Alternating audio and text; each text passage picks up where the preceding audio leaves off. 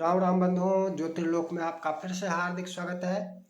अशौचारंभ विषय, दिन की गणना और कहाँ किस प्रकार से दिन की गणना, कौन सा पक्ष, ये सब भी महत्वपूर्ण चर्चा है। और इसका ज्ञान भी कर्मकांडियों के लिए ही नहीं, सामान्य लोगों के लिए भी आवश्यक है। अशौचारंभ, हम अशौच प्रकरण की चर्चा कर रहे हैं, तो अशौच का आरंभ कब से, पहला प्रश्न यह है। इसमें जन्म और मृत्यु में दोनों पक्ष, तीन पक्ष दोनों में आते हैं। जन्म और मृत्यु दोनों में तीन पक्ष है। कौन कौन सा? तो जन्म में प्रथम पक्ष जो है वो है जन्म से ही। द्वितीय पक्ष जो है वो है नाल छेदन से। तीसरा पक्ष दोनों में है। तीसरे पक्ष की चर्चा आगे फिर करेंगे। पहले मृत्यु में दो पक्ष को समझ लेते हैं। मृत्यु होने पर प्रथम पक्ष है मृत्यु होने के समय, मृत्यु होने होते ही अशौचारंभ, और दूसरा पक्ष है दाह से आरंभ। अब इसमें दोनों पक्ष में जो है सो दो भिन्न वर्ग के लिए है। दो वर्ग क्या है? तो दो वर्ग है, एक अग्निहोत्री है जिसको साग्निक कहते हैं, और एक वो पक्ष है जो अग्निहोत्री नहीं है जिसको निरग्निक कहते हैं। साग्निक और निरग्निक। अग्निहोत्री जो होते हैं वो साग्निक कहलाते हैं, अग्निहोत्री तो कहलाते ही हैं, अग्निहोत्र करने वाले। और जो अग्निहोत्र नहीं करते हैं वो निरग्निक कहलाते हैं। तो निरग्निकों के लिए, जो अग्निहोत्री नहीं है, उनके लिए मृत्यु से ही अशौच का आरंभ होता है। उनके लिए मृत्यु से ही अशौचारंभ का विधान है। और अग्निहोत्रियों के लिए, अब यहाँ पर अग्निहोत्री टाइटल पर नहीं जाना है, इसको ध्यान रखें। बहुत स्थानों पर अब निरग्निक हो चुके हैं। पहले के समय में अग्निहोत्री रहे थे तो उस समय उनके लिए दाह वाली विधि थी, दाह से अशौचारंभ। अब उनके वंश में कहीं कोई अग्निहोत्री नहीं है, अग्निहोत्र अब निरग्निक हो गए हैं, फिर भी उसी पर चल रहे हैं, फिर भी उसी दाह का ही कुछ क्षेत्रों में ऐसा भी देखने को मिलता है। तो अग्निहोत्रियों के लिए दाह से अशौचारंभ का विधान है। अग्निहोत्री जो होते हैं उनके लिए अशौचारंभ जन्म मरण से नहीं, दाह से। और तीसरा पक्ष जो है दोनों में, जन्म में भी और मृत्यु में भी, वो है श्रवण। क्योंकि जन्म और मृत्यु जो वहां पर पास में है वो तो वही तो जानेगा।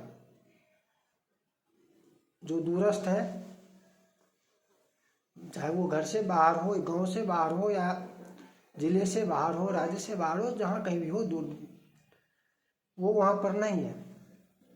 तो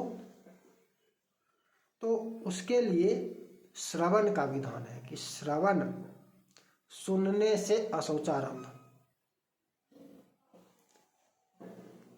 जन्म की सूचना मिली, प्राप्त हुई, मृत्यु की सूचना प्राप्त हुई, और सूचना मिलते ही अशौच आरंभ हो गया। तीसरा पक्ष जो है वो है श्रवण, अशौचारंभ में सुनने से कि ऐसा हो गया, ऐसी घटना हो गई, तो वहाँ से आरंभ अशौच का हो गया। अब यहाँ पर वो जो वैज्ञानिकता सिद्ध करने वाले हैं तो होते हैं कि जो दाह संस्कार में जाता है उसको, उसमें कीटाणु विषाणु इत्यादि सिर पर आकर पड़ते हैं। पता नहीं कैसी बुद्धि भगवान ने दी है कि दाह संस्कार में वो विषाणु कीटाणु जलते नहीं हैं। दाह संस्कार सबका होता है, तो उसमें वो जो वायरस हो या कीटाणु हो, विषाणु हो, वो जलता नहीं है। वो अग्नि में शरीर जल जाता है, वो विषाणु कीटाणु नहीं जलता है। वाह! धर्म की सिद्धि, धर्माचरण की सिद्धि विज्ञान से करनी ही नहीं चाहिए, विज्ञान का विषय है ही नहीं। धर्म संबंधी विषयों की चर्चा में शास्त्र की आवश्यकता होती है, विज्ञान की नहीं। वैज्ञानिकता दूसरा पक्ष है, सिद्धि विज्ञान से नहीं होगी। और यदि ऐसी सिद्धि करते हैं तो उसके लिए क्या होगा? और छोड़कर तो इस सिद्धांत से तो छोड़कर अगले दिन ही हो जाना चाहिए, उसी दिन हो जाना चाहिए जिस दिन दाह संस्कार किया गया है। दाह संस्कार करके फिर छोड़कर करो, फिर स्नान करो। इस सिद्धांत से तो यह सिद्ध होगा, तो वैज्ञानिकता पर सिद्धि करेंगे। और उसके लिए जो वहाँ पर उपस्थित ही नहीं है, उसके लिए क्या? यहाँ पर अशौच की व्यवस्था शास्त्रों में है। और दूरस्थ जो भी हो, जो दूर देश में भी हो, वो भी श्रवण करके, उसको भी श्रवण होने से अशौच की व्याप्ति हो जाती है। और यह श्रवण जो है, यह कालातिक्रम होने पर भी प्रभावी होता है। जैसे किसी की मृत्यु हुई विदेश में या घर कहीं भी, सुने उसका बहुत समय बाद। इस विषय पर चर्चा आगे भविष्य में करेंगे, इस चर्चा अभी नहीं करेंगे। तो उस समय सुनने पर उस समय भी अशौच की व्याप्ति होती है। इसकी विषय फिर अलग से चर्चा होगी। लेकिन श्रवण से अशौच प्रभावी हो जाता है। श्रवण से अशौच उत्पन्न करता है, अशौच का प्रभाव होता है, आरंभ होता है। और अब आती है बात दिन गणना की। दूसरा पक्ष है दिन की गणना कैसे, कब से कब तक। इसमें भी 3 पक्ष हैं। दिन की गणना में भी 3 पक्ष हैं। प्रथम पक्ष है सूर्योदय से सूर्योदय तक, अर्थात दिन का आरंभ सूर्योदय से हुआ और अगले सूर्योदय होने तक 1 दिन, फिर सूर्योदय हुआ दूसरा, तो दूसरा दिन आरंभ हो गया। इस प्रकार सूर्योदय से सूर्योदय तक दिन की गणना, यह प्रथम पक्ष है। दूसरा पक्ष है मध्य रात्रि से मध्य रात्रि तक। मिथिला देशीय पंचांगों में आपको मिश्रमान देखने को मिलता होगा। मिश्रमान वो मध्य रात्रि ही होता है। और इससे एक भ्रम भी उत्पन्न होता है। मिथिला देशीय पंचांगों में मिश्रमान है, इसका तात्पर्य क्या? मिथिला देश में दिन की गणना मध्य रात्रि से होनी चाहिए। मध्य रात्रि वाला पक्ष जो है वो है कि मध्य रात्रि से अगले मध्य रात्रि तक 1 दिन।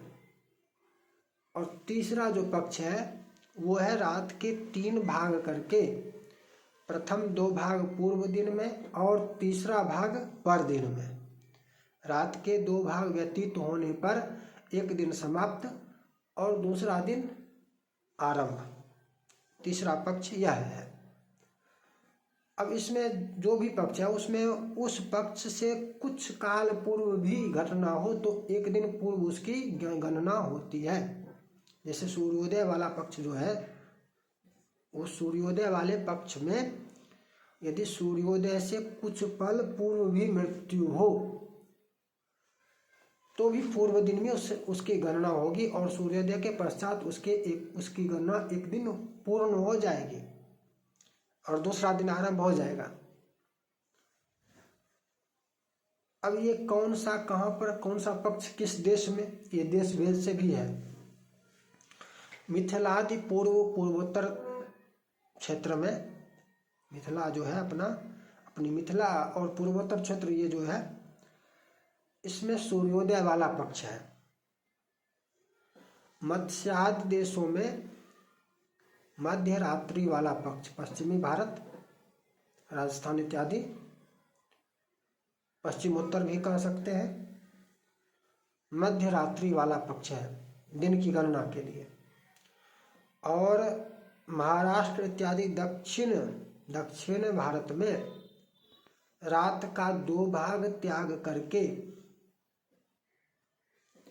तीसरे भाग वाला पक्ष, कि रात का 2 भाग पहले दिन में और तीसरा भाग अगले दिन में, यह पक्ष दक्षिण देशों में, महाराष्ट्र इत्यादि में के लिए है। अब इसके पश्चात एक और विशेषता है कि जहाँ जो प्रचलित है, जो पक्ष ग्रहण किया गया है परंपरा से, जो आ रही है, जो परंपरा से प्राप्त हुई, वही पक्ष वहाँ पर ग्राह्य है। मान लिया जाए कहीं पर परंपरा, देश का की चर्चा छोड़ दीजिए, फिर परंपरा से मध्यरात्रि वाला पक्ष मिल रहा है, तो उसके लिए वो मध्यरात्रि वाला पक्ष ही ग्राह्य है।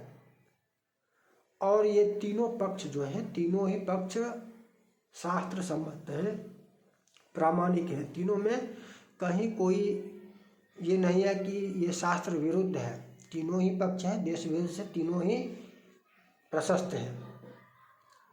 और यह मध्यरात्रि वाला जो पक्ष है कि हम भारतीय लोग मध्यरात्रि से दिन की आरंभ नहीं मानते हैं, ये विदेशियों की व्यवस्था है, तो यह नहीं है। हम भारतीय ही तीनों पक्ष मानते हैं, हमारे यहाँ ही तीनों पक्ष है। मध्यरात्रि तो इसलिए होता है ना कि मध्यरात्रि के समय 12 बज रहा है, उसके लिए वो सुबह है, उसका दिन सुबह से ही आरंभ होता है। अपने यहाँ उसका सुबह जो है, अपने यहाँ वो मध्यरात्रि है, अंतर यह है।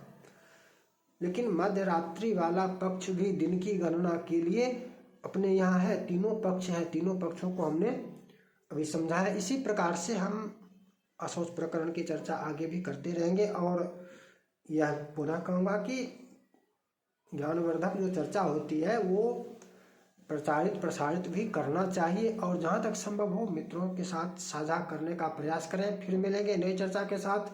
जय जय श्री राधे।